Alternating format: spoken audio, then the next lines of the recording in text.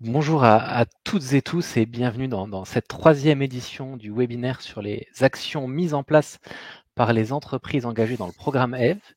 Je vais me présenter, je suis Kevin Balva, je suis référent national transport et logistique sur le programme EVE pour les deux dispositifs, Objectif CO2 qui concerne les transporteurs et EVCOM qui concerne les commissionnaires de transport, et je travaille chez EcoCO2. Bonjour.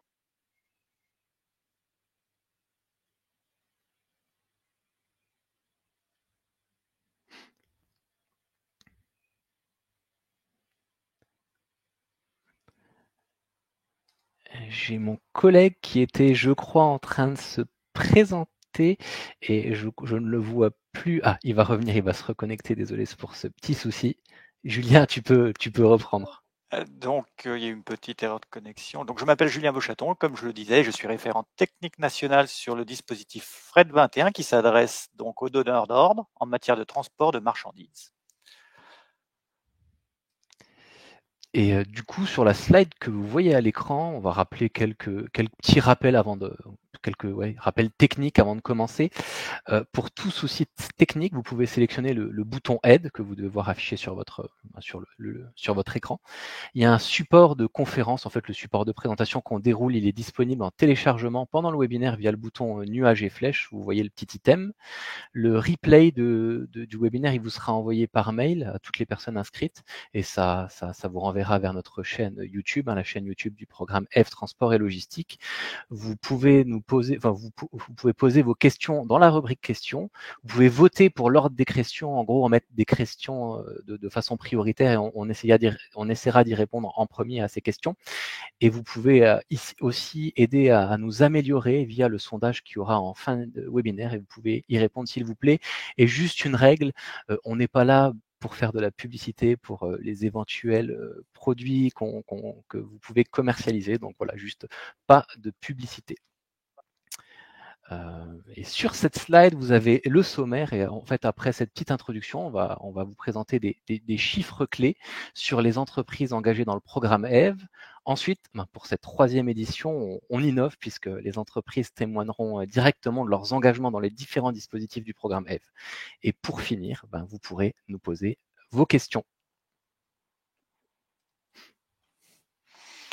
Alors, avant de démarrer, un petit rappel sur le programme EVE, qui veut dire Engagement volontaire pour l'environnement, qui est un programme d'accompagnement des entreprises pour la réduction de l'impact énergétique et environnemental dans leurs activités de transport et logistique, qui est composé de 3 dispositifs: Objectif CO2 pour les transporteurs de marchandises, EVCOM pour les commissionnaires et FRED 21 pour les chargeurs.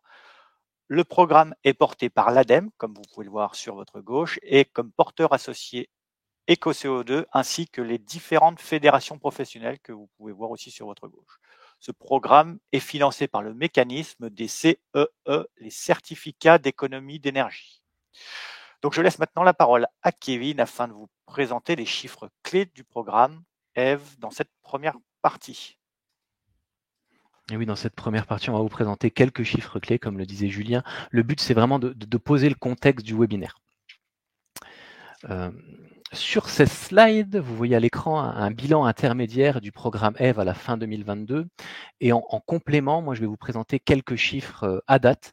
On a 1279 entreprises de transport routier de marchandises et de voyageurs qui sont engagées dans la charte Objectif CO2. Pour rappel, la charte Objectif CO2, c'est vraiment une démarche de progrès. Et ces 1200, soit fait près de 1300 entreprises, elles représentent près de 139 000 véhicules et 149 000 conducteurs. Côté label Objectif CO2, qui est une démarche de performance, 590 entreprises de transport routier de marchandises et de voyageurs sont labellisées. Et là, ça représente près de 39 000 véhicules et plus de 42 500 conducteurs. On a pour le dispositif EVCOM 83 commissionnaires de transport qui sont engagés. Et côté chargeurs, nous en sommes actuellement à 337 entreprises engagées dans FRED 21 et plus de 70 entreprises qui sont actuellement en cours de construction de leur engagement. Lancé fin 2022, le label FRED 21 compte à ce jour 24 entreprises labellisées et une dizaine sont en cours de préparation au label. Et le programme EVE, c'est aussi un programme de sensibilisation de masse. Il y a plus de 6300 professionnels, entreprises qui ont été sensibilisés à la décarbonation du transport de marchandises et de voyageurs par les organisations professionnelles. Collectivement, les entreprises engagées, vous le voyez en haut à droite du support de présentation, elles visent une réduction de près de 1,9 million de tonnes de gaz à effet de serre. Juste pour donner quelques équivalences, 1,9 million de tonnes de gaz à effet de serre, c'est plus de 600 millions de litres de gasoil, soit près de 850 millions d'euros hors TVA. Une autre équivalence, 1,9 million de tonnes de gaz à effet de serre, ça représente les émissions de GES annuelles de 211 000 Français. Enfin, tout profil confondu, les entreprises adoptent un objectif de réduction de 12,41% sur 3 ans. Sur cette slide numéro 7, premièrement, on va se concentrer durant quelques slides sur le dispositif objectif CO2 qui concerne les transporteurs routiers. Et premièrement, parmi les entreprises engagées dans le dispositif objectif CO2, pour rappel, lui, depuis 2009 pour le transport routier de marchandises et depuis 2012 pour le transport routier de voyageurs, on constate une prédominance des petites et des moyennes entreprises, les PME, avec 63% des entreprises ayant de 20 à 249 salariés. Deuxièmement, on constate qu'il y a des entreprises de toute taille engagées dans le dispositif objectif CO2, de la très petite à la grande entreprise. Et ça démontre que le dispositif objectif CO2, il est accessible à toutes les entreprises, quelle que soit leur taille. Toujours sur le dispositif objectif CO2, là on va vraiment faire un focus sur les gabarits de véhicules des entreprises engagées dans le dispositif, uniquement sur le programme F2 cette fois. Et pour rappel, le programme F2, il a démarré en 2021. Pour le transport routier de marchandises, on aura toujours sur les slides, elles seront faites pareil pour objectif CO2. Sur la gauche, vous aurez toujours le transport routier de marchandises et sur la droite, vous aurez le transport routier de voyageurs. Et pour le transport routier de marchandises, on constate que les poids lourds représentent 94% des véhicules engagés dans le dispositif.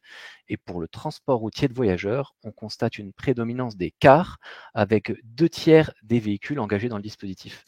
On peut en déduire une prédominance de l'activité de transport interurbain. Et les bus, ils représentent quant à eux 11% des véhicules engagés.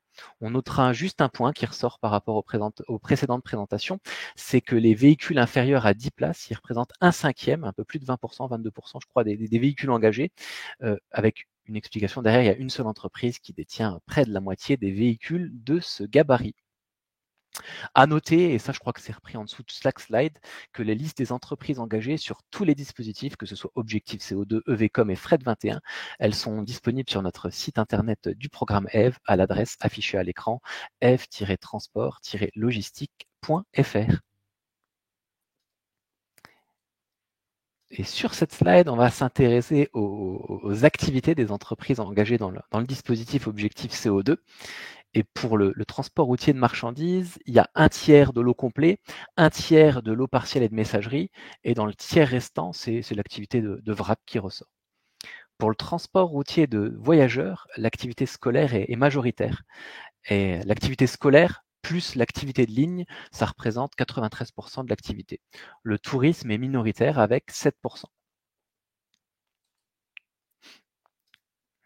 Sur la slide affichée à l'écran, on va cette fois s'intéresser aux énergies, aux carburants utilisés par les transporteurs. Juste une petite précision, c'est un état du parc des entreprises engagées dans le dispositif Objectif CO2 sur le programme F2 uniquement. C'est donc une photographie sur les années de 2020, 2021, 2022, et ça ne représente pas l'ambition des plans d'action des entreprises.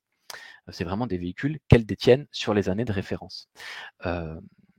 Pour le transport routier de marchandises, le gazole est ultra majoritaire avec 96%. Viennent ensuite le GNV, le gaz naturel pour véhicules, le GNC, le GNL et le biométhane avec près de 3%. Le B100, le B30 et l'HVO avec près de 1%. Et les autres énergies, que sont l'essence, l'électricité, elles sont présentes en petite quantité à environ 0,4%. Pour le transport routier de voyageurs, le gazole est aussi majoritaire avec 92%. Le GNV, GNC et bio-GNC représentent près de 4%, suivent le B30 et le B100 avec 2,5%. l'électricité, l'essence et le HVO avec 2%. Voilà pour les slides, enfin, première série de slides qui concernait le dispositif objectif CO2, et on passe au dispositif FCOM qui s'adresse aux commissionnaires de transport. Et ici, on constate que les grandes entreprises de plus de 250 salariés, elles représentent 38% des entreprises engagées. Pour autant, on retrouve toutes les catégories d'entreprises, notamment un tiers de très petites entreprises de moins de 20 salariés, ce qui montre que FCOM est un dispositif qui est accessible à toutes les tailles d'entreprises. Alors, côté dispositif Fred 21, il a mobilisé des entreprises de plusieurs secteurs d'activité, que ce soit dans le B2B ou le B2C. Et sur les 337 entreprises engagées à fin mai 2023, les secteurs les plus représentés sont le secteur de l'industrie du BTP, de l'industrie agroalimentaire, comme vous pouvez le voir sur le camembert sur votre gauche, tout ce qui concerne la distribution spécialisée, ainsi que le secteur de la grande distribution. Donc, on constate que les leviers de réduction GES existent quel que soit le secteur d'activité, ce qui est quand même plutôt une bonne nouvelle. Et au sein de ce panel d'entreprises engagées, la taille varie de la toute petite entreprise à la très grande entreprise, suivant le graphique que vous pouvez voir sur votre droite. Ici, vous voyez les logos des 337 entreprises actuellement engagées. Deux constats principaux ici.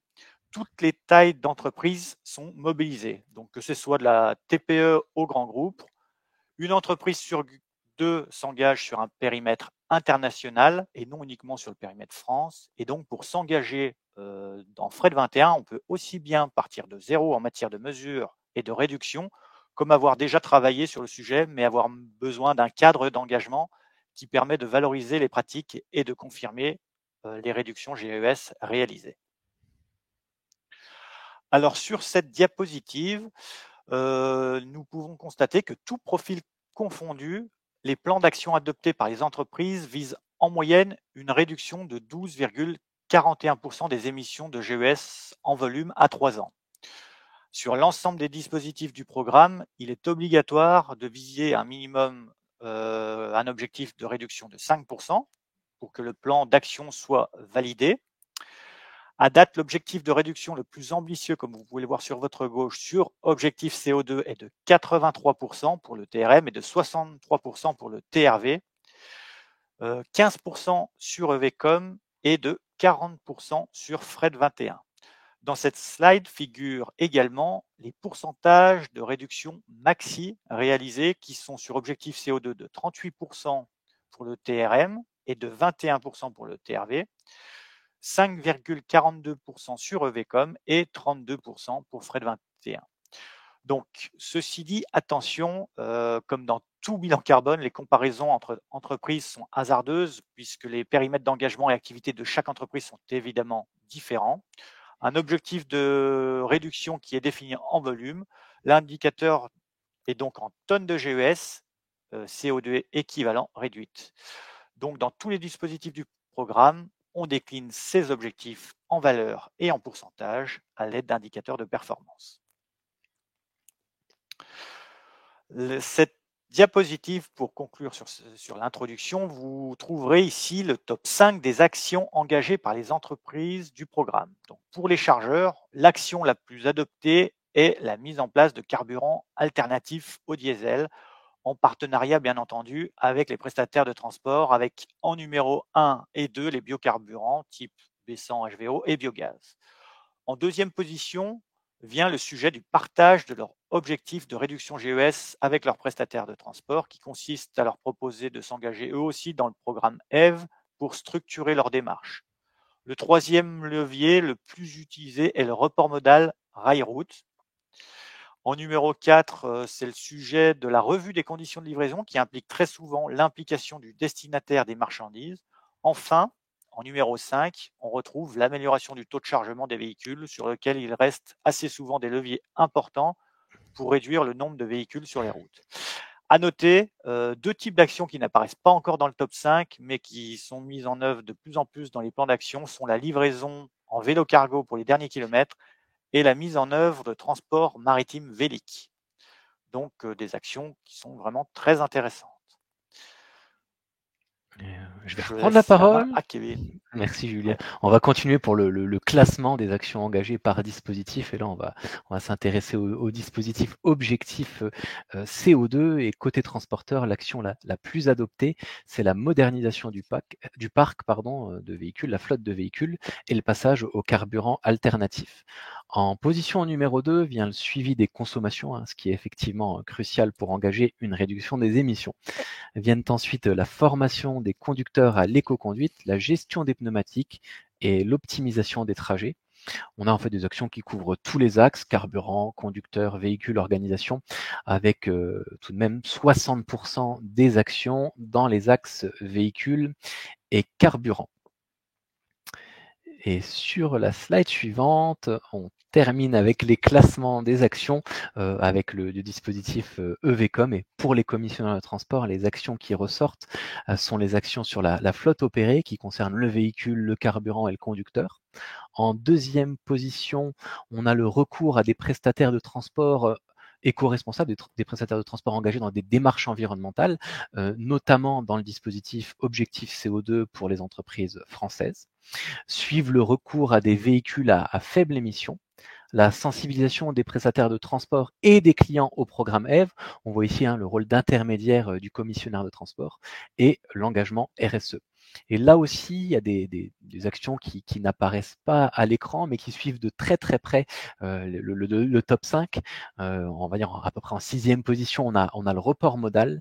Et en 7e de position, on a l'optimisation des flux. Eh bien, merci Kevin. Je vous propose de faire un petit point sur la plateforme d'échange de données EVE. Alors pour rappel, la plateforme d'échange de données environnementales est le liant des 3 dispositifs, Objectif CO2, EVCOM et FRED 21, qui permet, comme son nom l'indique, d'échanger de la donnée environnementale entre transporteurs, chargeurs et commissionnaires. En résumé, c'est un outil commun d'échange de données entre les acteurs, qu'ils soient engagés ou non dans un des 3 dispositifs. Par exemple, un chargeur non engagé peut bien entendu collecter de la donnée environnementale sur cette plateforme.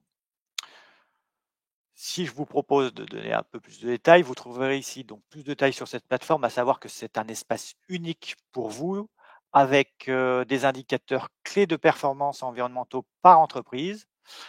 Cette plateforme est bien évidemment gratuite via une identification simple de votre entreprise et la solution est sécurisée.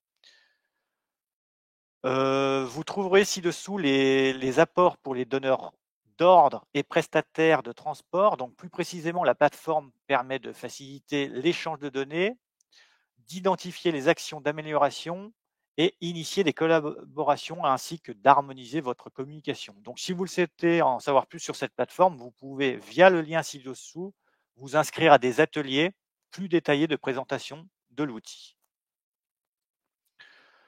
Donc merci en tout cas pour votre attention pour cette première partie qui, je l'espère, vous l'avez appréciée. Donc on vous propose maintenant dans cette seconde partie que les entreprises vous fassent un retour d'expérience sur les différents plans d'action qu'elles ont pu mettre en œuvre.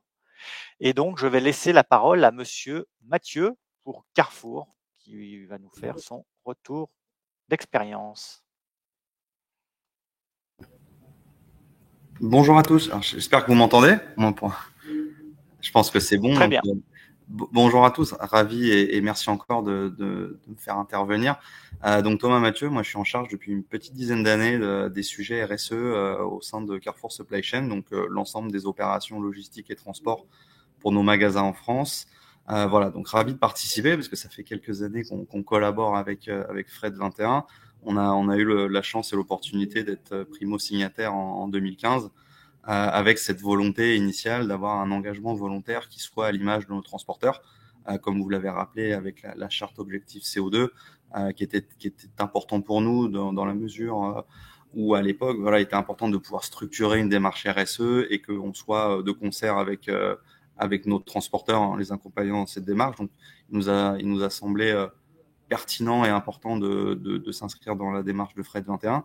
On avait voilà avec un objectif à la fois de pouvoir fédérer en interne nos plans d'action, comme on l'a vu, avec beaucoup de thématiques qui vont blockbuster forcément de la transition énergétique, mais aussi l'optimisation du transport, les relations, on va dire, avec nos partenaires transporteurs. Et voilà, tout ça dans l'esprit d'avoir un engagement réciproque et d'avoir aussi un langage commun au travers de la plateforme CO2. Donc voilà, donc ça c'était le premier engagement. Alors moi je vous parle aussi du second engagement qu'on a eu et dont le bilan a été établi. Donc sur les 3 dernières années, on s'était engagé à réduire de 20%, donc qui était le double de l'engagement initial.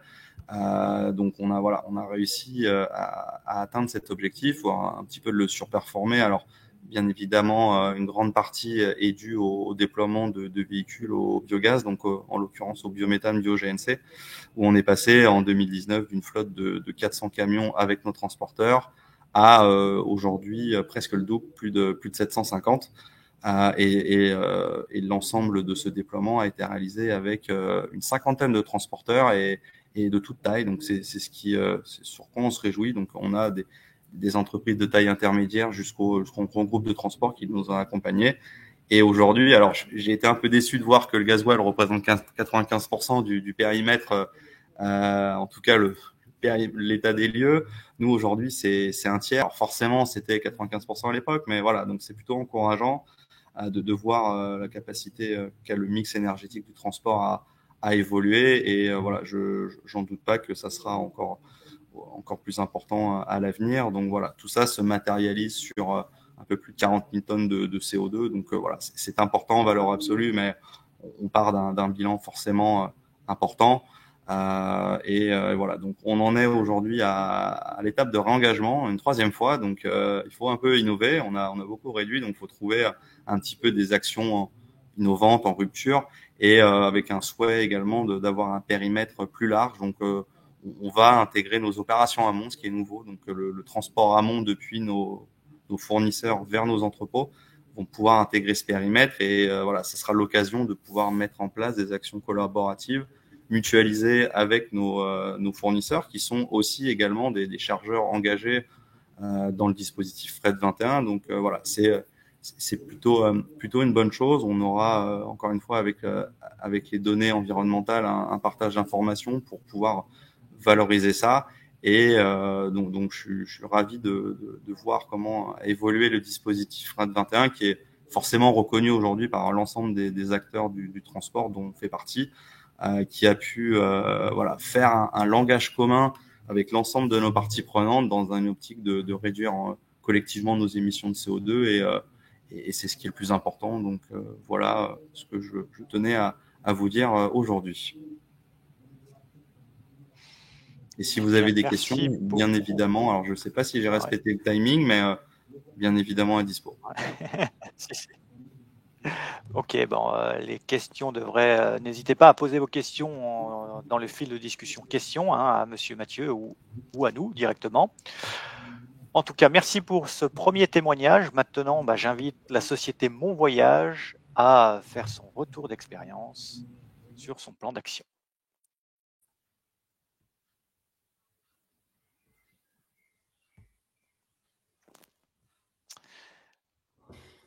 Bonjour à tous, merci pour l'invitation pour aujourd'hui. Je suis Monsieur Noyer Julien, chef de projet dans l'entreprise Mon Voyage. Donc, c'est une entreprise de voyageurs implantée en Normandie, secteur de la Manche, proche du Mont-Saint-Michel. Pour nous, c'est notre première adhésion à la démarche Objectif CO2. Notre secteur d'activité se situe vers les services réguliers, donc principalement le scolaire, et les services occasionnels sur du tourisme. Environ 34 collaborateurs, 47 véhicules sur l'exploitation et sur l'année 2021, 479 000 km effectués. L'engagement volontaire s'est fait dans un contexte où l'urgence climatique nous impose de réduire fortement la quantité de gaz à effet de serre que nous émettons au travers de nos déplacements. À notre sens, le secteur du transport de voyageurs doit être un secteur moteur en termes de transition énergétique et doit être sensibilisé puis formé aux mauvaises et bonnes pratiques. C'est dans ce sens qu'on a adhéré à cette démarche. Donc, 3 actions qu'on a mises en place et qui ont porté leurs fruits. Première action, c'est suivi des gonflages pneumatiques. Il n'y avait aucun suivi de gonflage au niveau de la société avant l'adhésion à la démarche. Donc, comment? Par création d'un support pour la saisie et l'archivage des données et mise en place d'une récurrence maxi tous les trimestres. Ce qui nous a permis de voir qu'il y avait des carences au niveau des gonflages des pneumatiques. Deuxième action, on a cherché une alternative au gasoil en biocarburant. Donc, par rapport à notre exploitation, on a fait le choix du XTL à la hauteur de 3% sur l'année. Pourquoi le XTL? Donc, déjà d'une par rapport à la configuration de notre exploitation. Et deuxièmement, notre constructeur principal, Mercedes, il est compatible qu'avec le XTL et pas le B100. Et une des qualités du XTL, c'est qu'il est miscible avec le gasoil. Le seul bémol, c'est son coût, donc 0,20 centimes au litre. Et troisième point, communication des consos des véhicules au trimestre. Donc ça, c'est pareil, ça n'existait pas, ou c'était mal fait. C'était via un tableau affiché en complément de l'éco-formation, de la formation éco-conduite. Donc ça, c'était un point qui a animé pas mal de discussions dans l'entreprise par rapport aux résultats. Donc c'est un bon point parce que ça a permis d'échanger entre les conducteurs et nous sur ces points-là et d'avoir une direction d'amélioration. Donc quand on s'est engagé, on avait un gain potentiel d'émissions de CO2 de 14,6% sur les 3 ans. Donc dès la première année, via ces actions, on est à moins 5,9%. Donc c'est un résultat qui est plus qu'honorable pour nous. Et voilà.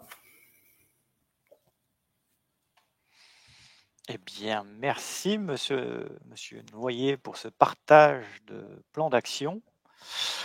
J'invite maintenant l'entreprise PTS Dufour à nous partager aussi son retour d'expérience et son plan d'action. Bonjour à tous, merci pour l'invitation. Marion Aubert, je suis responsable QHSE et RSE pour le groupe Dufour. Donc aujourd'hui, je vais vous parler de l'entreprise PTS Dufour qui est basée sur le Havre, en Seine-Maritime. Donc c'est une entreprise de transport routier de marchandises, donc qui est spécialisée dans le transport de conteneurs, dans le groupage et la messagerie. Donc l'entreprise compte 47 salariés, dont 31 conducteurs et 29 véhicules. Donc pour notre nouvel engagement 2022-2025, nous avons prévu 12 actions pour une réduction d'environ 25% de nos émissions de GES d'ici la fin de l'engagement. Donc notre entreprise en fait est engagée, donc là c'est le 3e engagement dans la charte depuis 2013. C'est pour nous un engagement qui est volontaire, on ne nous a pas sollicité, nos clients ne nous ont pas forcé la main. On a en fait un sentiment de responsabilité vis-à-vis des générations futures et pour nous, il nous semble impossible de continuer à se développer dans le transport de marchandises sans modifier nos pratiques. Donc pour nous, la charte, c'est une démarche vertueuse et ça nous a également permis de rendre fiers nos collaborateurs qui sont heureux de participer à la démarche et maintenant ça fait vraiment partie intégrante de nos valeurs. Donc je ne vais pas vous présenter les 12 actions parce que ça va être assez long. J'ai choisi de vous en présenter 3 au sein de notre plan d'action. Tout d'abord, au niveau des énergies alternatives, nous avons mis en place une station de XTL pour 20% de notre flotte. Donc, c'est la flotte qui va effectuer les transports entre le port du Havre et nos entrepôts logistiques. Donc, ce carburant-là nous permet de diminuer de 95% nos émissions de GES par rapport, de CO2 par rapport à du diesel classique.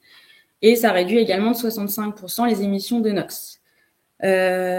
Donc nous avons fait ce choix, même si ce carburant est un peu plus coûteux en fait que le diesel, mais c'était dans une démarche de réduction de notre impact carbone sur cette activité-là. Donc il faut savoir que là, on a mis en place la station en janvier 2023 et qu'on est déjà à 95 tonnes de CO2 évitées. Donc c'est plutôt appréciable comme action. Et à l'avenir, on souhaite équiper aussi nos chariots qui ne seraient pas électriques sur nos sites logistiques, donc par exemple les super stackers. Donc les passer à l'XTF, ce qui est possible après consultation avec les constructeurs. Ensuite, au niveau des énergies alternatives, on a lancé, on vient de répondre à un appel à projet là pour l'achat de 2 véhicules électriques, donc 2 tracteurs et la mise en place de bornes de rechargement. Donc le montant du projet s'élèverait à 625 000 euros environ. Et là, nous sommes dans l'attente du retour de l'ADEME et quant à savoir si c'est possible et quel montant nous serait alloué. Voilà pour cette partie-là. Ensuite, on a beaucoup œuvré sur la partie éco-conduite de nos conducteurs.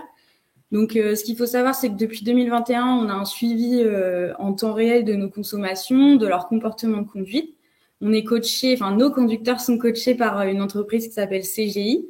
Donc, ils sont coachés à distance. S'ils souhaitent, ils peuvent bénéficier d'une formation en présentiel.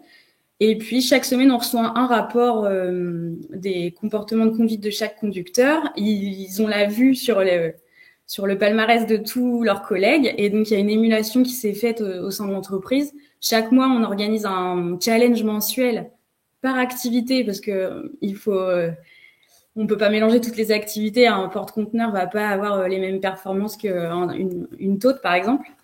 Donc, chaque mois, on a un petit palmarès avec le meilleur conducteur par catégorie et celui-ci est mis en avant sur les réseaux sociaux, dans notre entreprise et bénéficie d'une prime éco-conduite en conséquence. Voilà. On a également pu participer à des challenges au sein du groupement Astre, parce qu'il faut savoir qu'on fait partie du groupement Astre. Donc un challenge inter-entreprise et au sein de notre groupe, du groupe du Four, on a d'autres entreprises de transport de marchandises. Donc on a également en fin d'année dernière organisé un challenge. Voilà pour cette partie-là. Et pour finir, donc sur l'avenir, on est en train de réfléchir à un report modal de certains de nos transports. Donc parmi lesquels un projet rail-route sur un trajet qu'on effectue de manière quotidienne pour alimenter les entrepôts cosmétiques de la région orléanaise. L'idée serait d'effectuer la partie entre Le Havre et le sud de Paris par rail et ensuite de terminer le transport avec un de nos camions. Voilà.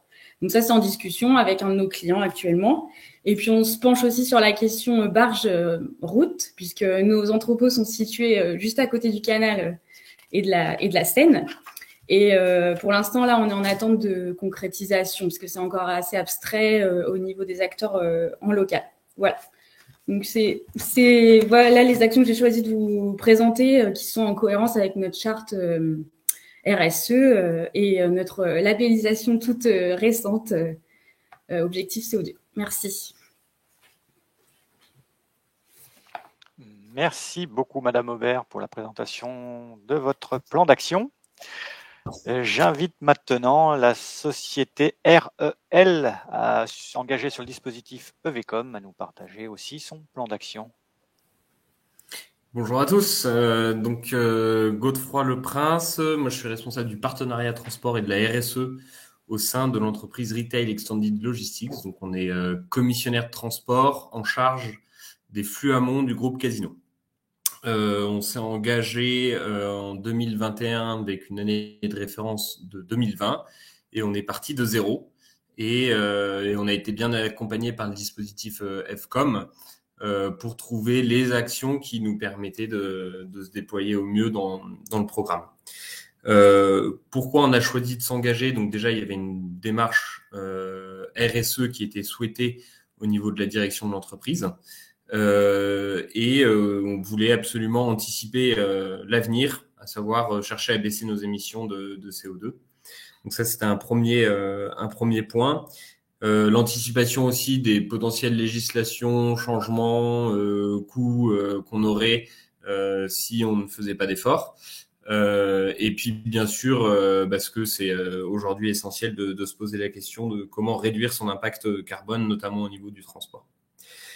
D'autre part, on a été aussi motivé par nos clients, puisque en fait, c'est quand même un élément de différenciation assez notable, qui montre aussi notre bonne volonté et tout ce qu'on peut essayer de mettre en place pour devenir des commissionnaires vertueux. Pour vous présenter le dispositif, nous, on a choisi de s'engager à hauteur de 5% de baisse d'émissions carbone sur 3 ans. On a pris l'engagement minimal. Pourquoi ? Parce que en tant que commissionnaire, c'est mine de rien nos partenaires transport qui portent la plupart de nos actions, même si on a un impact, mais quand même c'est essentiellement de la collaboration avec les différents transporteurs avec qui on peut travailler. Et donc du coup, on a souhaité avancer petit à petit. À date aujourd'hui, on a 3% de baisse d'émissions, donc il nous reste un an là pour aller, enfin moins d'un an maintenant, 6 mois, pour aller chercher le delta. Donc voilà pour ça. Et puis on a choisi 2 actions prioritaires. Pour nous, c'est d'utiliser sur 5% de nos flux à minima du transport en baissant et en XTL. À savoir que pour cette action, nous, au niveau de REL, on a fait aussi le choix d'essayer de rémunérer un peu plus les transporteurs vertueux qui se lançaient dans la démarche parce que ça a un coût, mine de rien, pour eux. Et donc, on essaie de les accompagner et on essaie aussi de répondre aux demandes clients en leur proposant cette solution. Voilà. Et après, on utilise essentiellement aussi, c'est la deuxième action majoritaire, c'est qu'on va aller solliciter et travailler le plus possible avec les transporteurs qui sont engagés dans le dispositif Objectif CO2, soit sous le label, soit sous la charte, mais c'est un de nos objectifs. Donc voilà pour FCOM, et je voulais aussi vous donner 2 mots sur la plateforme d'échange de données qu'on a eu tout à l'heure, parce que pour moi c'est aussi une belle anticipation sur l'avenir et un outil qui peut être vraiment clé pour partager tous ensemble nos données environnementales, une plateforme qui est commune à tous et qui nous permet forcément du coup un gain de temps. Et puis moi je l'utilise aussi comme plateforme de sourcing pour trouver des partenaires qui sont engagés dans le dispositif, des partenaires qui font du baissant, voilà, et puis de collaborer tous ensemble pour baisser nos émissions. Donc voilà, je pense qu'à terme, il y aura un gain de temps pour les déclarations de CO2 et je trouve ça vraiment vertueux d'avoir cette plateforme. Voilà pour REL. Merci, Monsieur Le Prince, pour ce partage et ce retour d'expérience sur votre plan d'action. Et du coup, je crois que toutes les entreprises ont témoigné et je vous remercie d'ailleurs d'avoir fait ces témoignages, c'est précieux. Et on va passer à la troisième partie, la partie des questions. Donc voilà, on a eu une illustration concrète de vos engagements, de vos motivations, de vos réussites. Et peut-être que ça a suscité des questions. N'hésitez pas à en poser. Peut-être que pour démarrer, je vais en poser une que j'ai sélectionnée. Alors je crois qu'elle était dans la partie elle était dans la partie chat, si je ne dis pas bêtise. Je sais pas si vous l'avez posée dans la partie question. Je vais juste regarder sur le chat. Hop. Et c'est une question pour vous, Marion, je crois. Faut juste que je la retrouve. Excusez-moi. Ah oui, elle est là. Eh ben vas-y Julien, si tu veux. Merci, tu iras plus vite que moi. Donc Marion, la question qui vous est posée, c'est arrivez-vous à répercuter vos surcoûts liés à ce programme à vos clients, donneurs d'ordre, ou ce sont vos marges qui s'érodent, ou un partage des deux? Alors, on a pu répercuter une partie du surcoût lié au carburant. Après, tout n'a pas pu être répercuté, notamment la partie installation de la station, les infrastructures, tout ce qui était voirie. Il y a eu des modifications à effectuer, mais oui, on peut impacter une partie du surcoût, en effet. Et après, on a un reporting qui est fait par le fournisseur en fait d'XTL qui nous permet pour nos clients d'alimenter leur bilan carbone, puisque du coup, ils décarbonent une partie de la chaîne logistique en fait grâce à l'utilisation de l'XTL. Donc il y a un intérêt aussi pour les clients par rapport à ça. Merci pour votre réponse. N'hésitez En complément, je me Godefroy, vous permets. vouliez complément? Ouais, allez-y. Ouais, je me permets parce que nous, en tant que commissionnaire, donc on arrive à répercuter pratiquement à hauteur de 5 à 7%. Enfin, nos tarifs, pardon, sont réévalués de 5 à 7% sur une prestation XTL ou baissant. Pourquoi? En fait, on le justifie tout simplement par les coûts, effectivement, donc je vais pas revenir dessus, mais aussi par une faible disponibilité sur le marché. Parfois ça passe pas, mais voilà, c'est un peu la condition qu'on essaie de poser aux clients pour qu'on essaye tous de mettre la main à la poche quoi pour le sujet. Et j'ai une question à laquelle je vais répondre et que je vais lire de Lionel Lenoir. Bonjour, comment sont mesurées les émissions de CO2 de chaque entreprise engagée en année de référence puis les années suivantes? Est-ce de l'auto-déclaratif ou ces mesures sont-elles certifiées par un organisme indépendant? Je vais essayer d'y répondre en plusieurs parties. Bon, vous l'avez compris, hein, le programme EV, c'est vraiment un programme qui est co-construit avec l'État, l'ADEME, les organisations professionnelles du secteur, donc les entreprises. Donc c'est vraiment une méthodologie qui est fiable et qui s'appuie sur comment dire, une méthodologie qui est solide. Alors la question a sauté, du coup je la vois plus directement. Voilà, je m'en excuse. Et donc pour les 3 dispositifs, on va avoir une phase que vous différenciez en fait une phase de diagnostic sur une période de référence de 1 an. Voilà, c'est figé, c'est une période de référence de 1 an. On va venir prendre les données, enfin voilà, l'entreprise va collecter ces données d'activité. Je vais parler en l'occurrence du transport, hein, comme vous vous en doutez, ça va être les moyens, la flotte de véhicules qui va être segmentée par gabarit, ça va être les énergies utilisées, ça va être est-ce qu'il y a des moteurs auxiliaires ou non et à quelle énergie ils fonctionnent. Ensuite, on va avoir des données d'activité qui sont le nombre de kilomètres effectués, les kilomètres totaux, les kilomètres à vide, on va avoir de la vitesse moyenne, on va avoir de la déclivité qui est l'inclinaison de la pente, et on va notamment avoir une donnée de tonnage. Avec toutes ces données, nos outils vont calculer sur une base unique pour toutes les entreprises, qui est la même, une performance, enfin des émissions de gaz à effet de serre, une performance environnementale en volume, en valeur relative, ça peut être du gramme de CO2 au kilomètre, à la tonne kilomètre, ou un indicateur que vous auriez choisi pour suivre votre engagement. Et c'est la même chose d'année en année. Les chartes d'engagement volontaire dans tous les dispositifs, enfin dans 2 dispositifs sur 3, il y a des chartes d'engagement volontaire qui sont vraiment des démarches de progrès. C'est des données qui sont déclaratives, renseignées sur nos outils, des outils communs à toutes les entreprises. Et après, vous avez une partie qui est label, c'est-à-dire là, c'est vraiment une démarche de performance. L'entreprise, elle doit atteindre un niveau élevé de performance environnementale pour être éligible.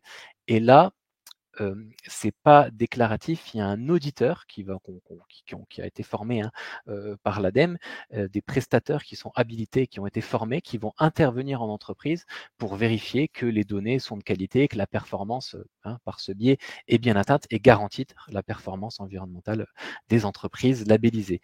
J'espère que j'ai répondu à votre question. Si c'est pas le cas, de toute façon, on prend toutes vos questions et on y répondra pour la suite.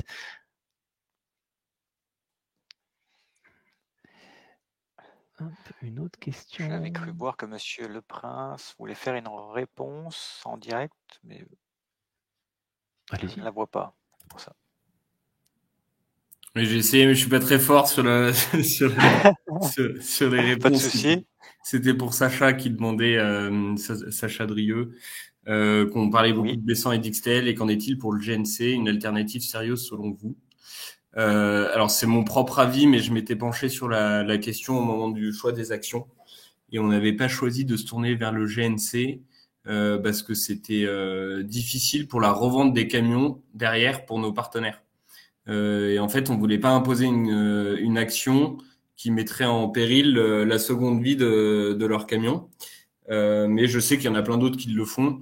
Donc voilà. Et puis aussi en termes de CO2, c'était moins efficace que du B100 du XTL. C'était très efficace sur les NOx, mais pas sur le CO2. Donc voilà ce que j'en pense moi, mais après il y a peut-être des avis différents. C'est très intéressant. Il y a d'autres questions, hein, je les lis en direct, alors désolé pour peut-être pour la façon de faire. Je sais pas si Julien, vous allez pouvoir, pas Julien, hein, monsieur Julien Noyer de Mon Voyage, je sais pas, parce que dans votre plan d'action, vous aviez cette action, donc je peux me dire qu'elle est peut-être à tourner vers vous. C'est concernant le suivi des pressions des pneumatiques, je suis impressionné par les résultats potentiels. Des essais ont-ils été réalisés avec un gonflage à l'azote des pneus? Je sais pas si Julien, vous voulez intervenir sur cette réponse. Sinon, si c'est le cas, vous pouvez. Sinon, je vais répondre en partie à celle-ci. Oui. Oui, je peux répondre tout à fait. Nous, on n'a pas essayé par rapport à l'azote de gonfler les pneumatiques. Donc, par rapport à ça, j'ai pas beaucoup de retours. Par contre, par rapport à la question précédente sur le GNC, nous, on s'est posé la question sur le transport régulier au niveau scolaire. Donc, c'est une potentielle alternative qu'on va peut-être utiliser. Le bémol qu'on a, c'est les points de recharge. C'est-à-dire qu'on ne l'a pas au niveau de l'exploitation, c'est des rechargements qui sont faits dans des villes. Et on a des kilomètres à vide par rapport à ça. Donc là, en 2023, il y en a une qui va se construire près de chez nous, à 30 km à peu près. Donc, c'est une voie. Merci Julien. En complément, juste pour les résultats potentiels des actions, ben vous le verrez, il y a beaucoup d'actions en fait qui sont pré-modélisées. On a un guide des fiches actions que je vous incite à télécharger, hein, sur notre site internet.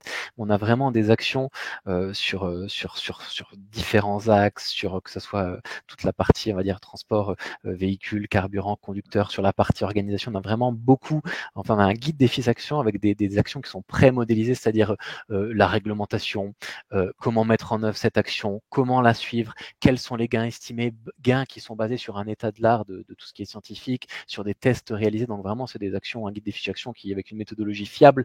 Et donc, c'est là-dessus que ces actions sont modélisées. Je ne sais pas si ça y répond en partie à votre question, mais en tout cas, c'est ma réponse. Et j'ai vu aussi une question à laquelle je ne suis pas capable de répondre directement. Je ne sais pas si quelqu'un autour de la table en est capable. Une question de Pierre Lebrun. Bonjour, est-il avéré que certains carburants alternatifs, exemple le B100, peuvent réduire la durée de vie des moteurs? En gros, que c'est plus corrosif que le gazole. Moi, j'ai pas de retour comme ça. Je suis pas le mieux placé non plus, mais si jamais quelqu'un autour de la table a une réponse à cela, qu'il n'hésite pas. Et sinon, hop. J'ai une réponse. Je suis pas un expert sur les motorisations, mais je sais qu'effectivement, ça demande un peu plus d'entretien par rapport à du diesel classique. Donc voilà, mais c'est pas non plus démentiel. Il faudrait peut-être un transporteur qui l'utilise au quotidien, mais je sais que oui, effectivement, ça demande un peu plus d'entretien. D'accord. Et je crois que j'ai une question de mémoire. Ça doit être. Il y a une question qui est sur le chat de Nathan Delbrel, ça parle de bilan carbone, en gros de la proportion des émissions de gaz à effet de serre chez un transporteur. Oui, bien entendu, la partie transport, ça va être vraiment le gros des émissions, hein, ça va être vraiment le gros de la facture énergétique dans tous les cas. Du coup, ça va être la partie la plus importante. Une fourchette, on doit être autour facilement de 80%, je pense. Et une question aussi de mémoire, je l'ai lu la question, c'est est-ce que vous avez en gros des pistes pour réduire les émissions de ce scope, enfin de ce gros des émissions qui sont liées au transport? Eh ben oui, on a un guide des fiches actions dont je viens de parler qui est tout trouvé, et à l'intérieur vous avez de nombreuses actions qui sont pré-modélisées, comme je le disais, la réglementation, comment la mettre en œuvre, comment la suivre, selon les gabarits de véhicules, selon les activités, le coût également, enfin voilà, la faisabilité, est-ce que c'est dur ou pas à mettre en œuvre, avec aussi des gains de réduction attendus. Donc il y a vraiment, c'est tout trouvé pour les pistes des réductions suite à un bilan carbone.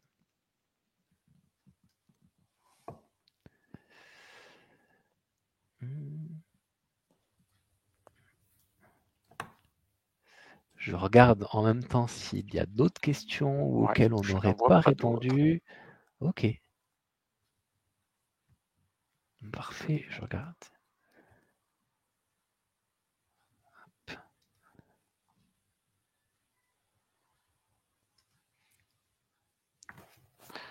Eh ben, si vous n'avez plus de questions, et si on a bien répondu à toutes les questions, Julien, tu confirmes Oui. ce que tu as bien lu, parce que voilà, je suis. Voilà, j'en ai pas vu passer d'autres. Voilà, bah, si c'est le cas et si on n'a pas une qui apparaît tout de suite. Ok, si on n'a pas, bon, je vois pas d'autres questions qui apparaissent. En tout cas, moi, ce que je fais au nom de toutes les personnes autour de la table, déjà, je remercie les entreprises pour leur précieux témoignages. Je vous remercie, vous, participants qui regardez ce webinaire, pour votre attention. Vraiment, n'hésitez pas à suivre l'activité du programme EVE sur notre site internet, eve-transport-logistique.fr. On est aussi actif sur les réseaux sociaux, LinkedIn, Twitter et YouTube.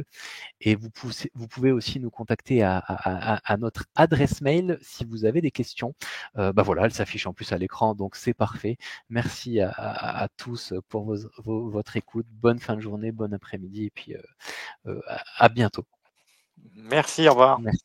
Au revoir.